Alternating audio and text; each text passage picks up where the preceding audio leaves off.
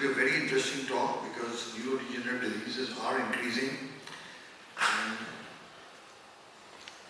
Dr. Sharma is from Sweden.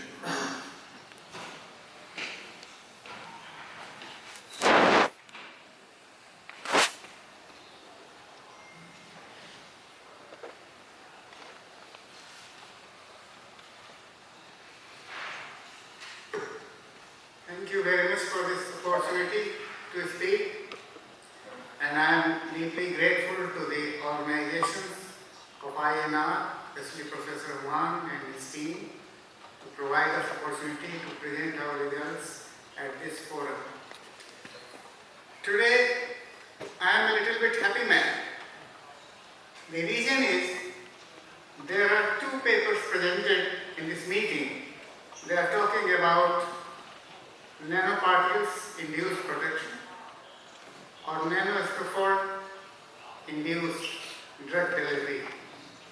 So we are talking about nanoneuroscience since 2003, and now this is the point that we could say nano-neurorestoratology.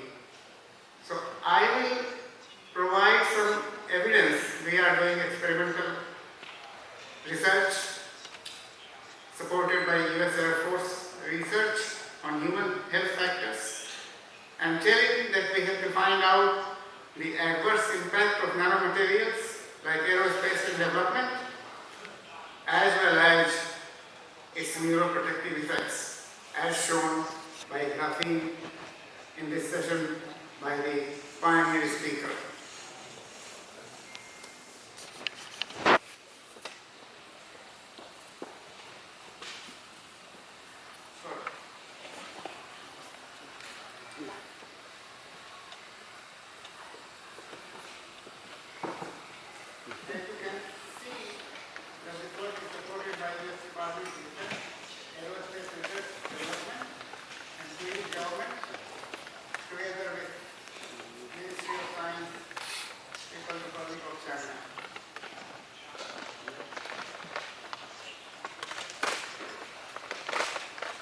The work is produced by our group, collectively Dr. Liang Fung, Chen Lin, Professor Wang, Lars Wiklund, and Aruna Sharma. Whatever I am speaking to you, this is our conclusion, and it has nothing to do with any organization with whom we are working at the moment.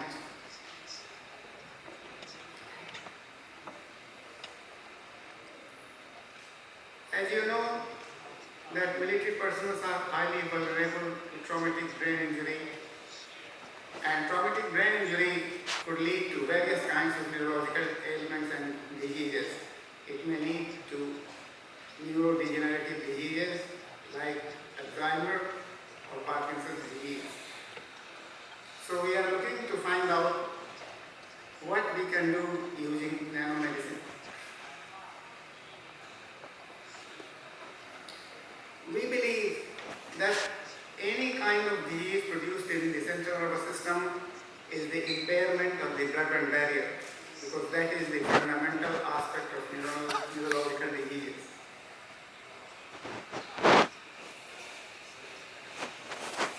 Alzheimer's disease is nowadays a worldwide problem, and so many patients are there in many countries.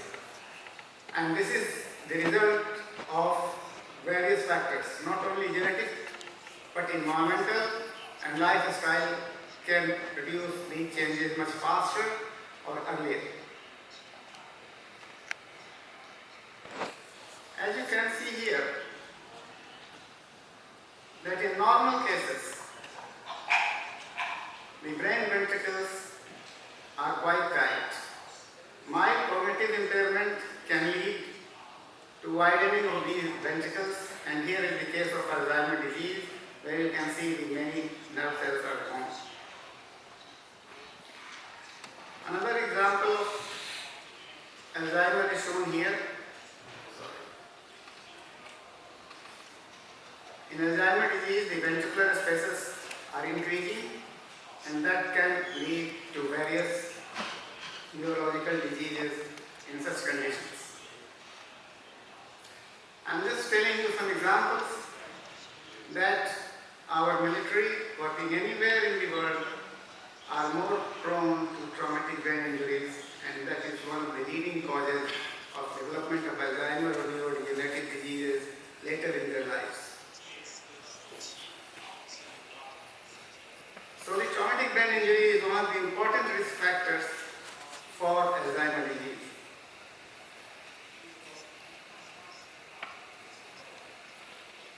One clinical study published showing amyloid deposit, it can occur in also in healthy animals, but they are not degenerative. In traumatic injury, they are occurring as well, but the most important is the stress factor. So post-traumatic stress disorder can provide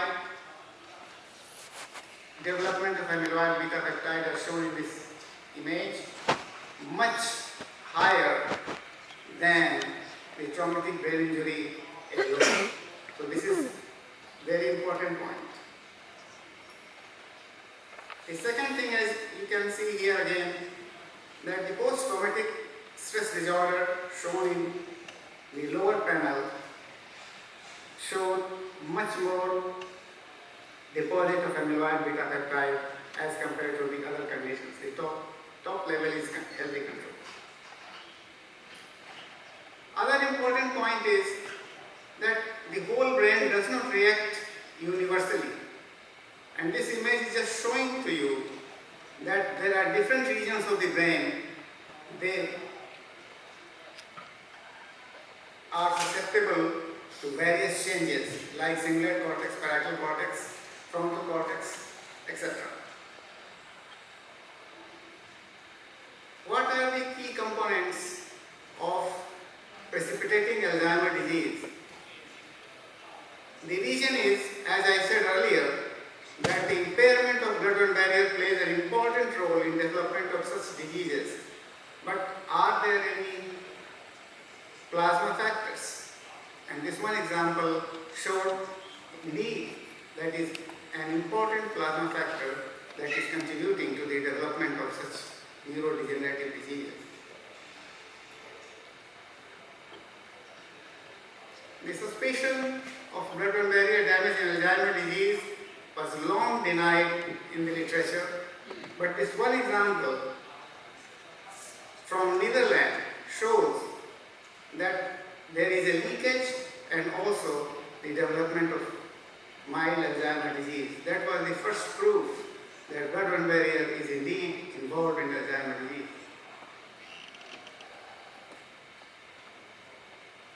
To test our hypothesis, we have shown in 2012 one of the first example that the model of Alzheimer's disease in mice here in the control showed leakage of albumin, means breakdown of the blood-brain barrier, and then we used to treat with one compound called cerebrolysine. This is a mixture of several kinds of neurotrophic factors, and it shows that the leakage of albumin is decreased. We also measured amyloid beta, and as you can see that in APP mice, amyloid increased significantly.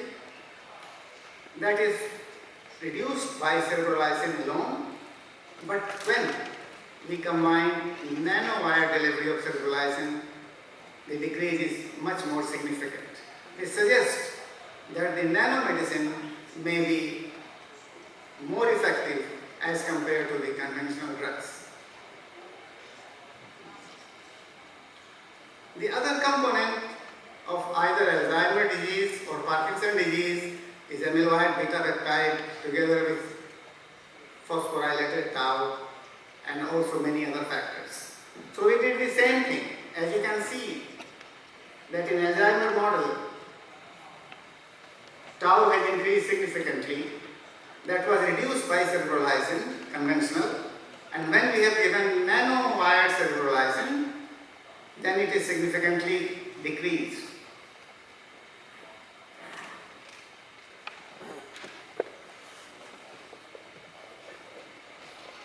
Then the question comes, what will happen? The Alzheimer's disease can enhance faster in situations of traumatic brain injury? That was the question on which we were working using a rat model. So this is an example of concussive head injury, and then after that we developed Alzheimer's disease model.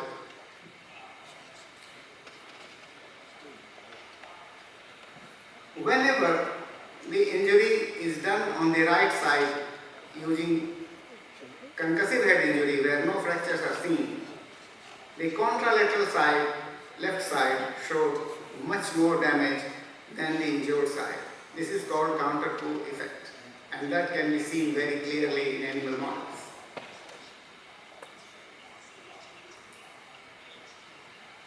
Head injury in military is a severe problem. I just show some data. You can see that how our military populations are suffering due to various kinds of brain injury induced insults.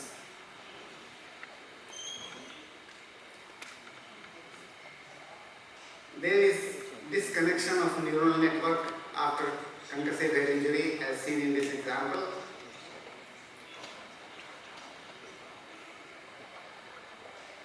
Therefore, we try to point out that nanomedicine could be one of the effective tools in treating these neurodegenerative diseases.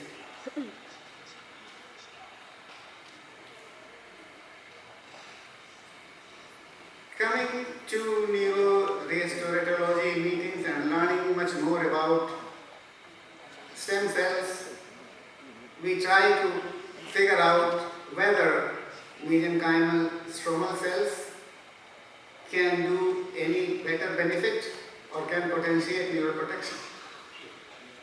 So we are using 1 million commercially produced MSCs through intracerebroventricular route in the model of Alzheimer's disease either alone or together combined with concussive head injury. These are the titanium nanowires. This is an American patent by my colleague, and that is used to level various kinds of drugs like scaffold, and when they are injected, they are released slowly, penetrating faster and doing long-term neuroprotection.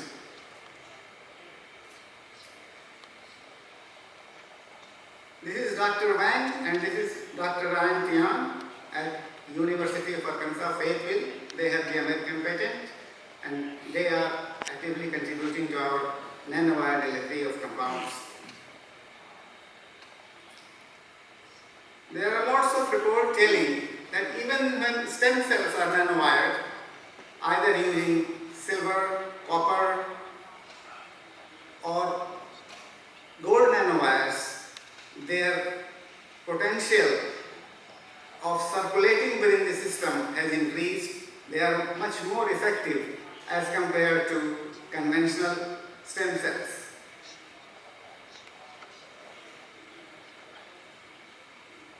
This table is just telling you that when we deliver nanowired combination of either any drug, for example cerebrolizing, or together with mesenchymal stromal cells, nanowired, they are much more effective in reducing the blood-brain barrier permeability, brain edema, cell injury, and cell damage in Alzheimer's disease model, even combination with concussive head injury.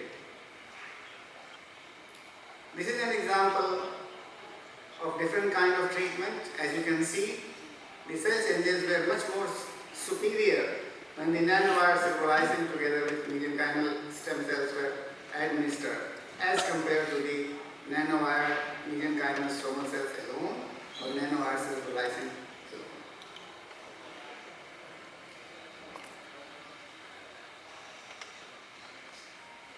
This is also an example of hippocampal cell damage after treatment. The nanowired combinations, they are much more better than the conventional treatment.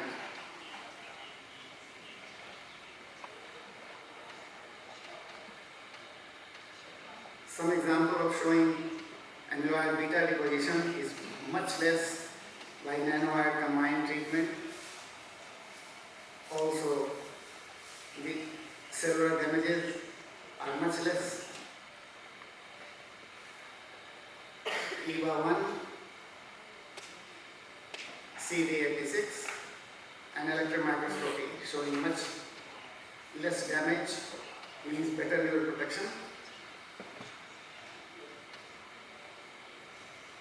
So I can say that when either stem cells or drugs are delivered through nanowire technology, they penetrate the blood-brain barrier and stays in the neuropil for longer time, leading the drugs to be more effective as compared to the conventional treatments, and that could be one of the reasons that it produces better neuroprotection.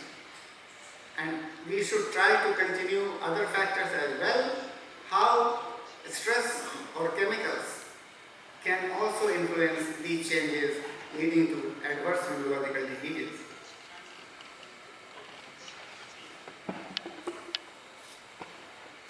Nanowire leveling of antibodies or drugs, we just test our hypothesis and submitted to National Innovation Convention several times in the US, and you can see that our technique is certified by Innovation Award, supported by various agencies. They are the judges of the innovations.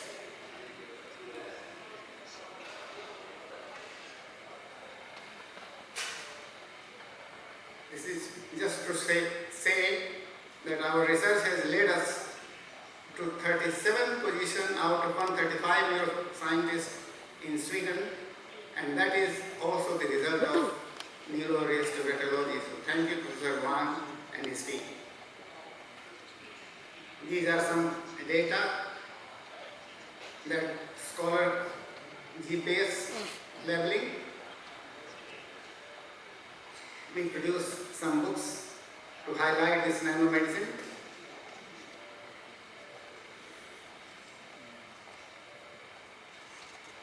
And we continue our work in this area to have some new results. And I stop here. Thank you very much from Uppsala University. Thank you, Professor Sharma, for this very interesting talk. This seems to be the future nanotechnology. It's open to questions. Any questions you have?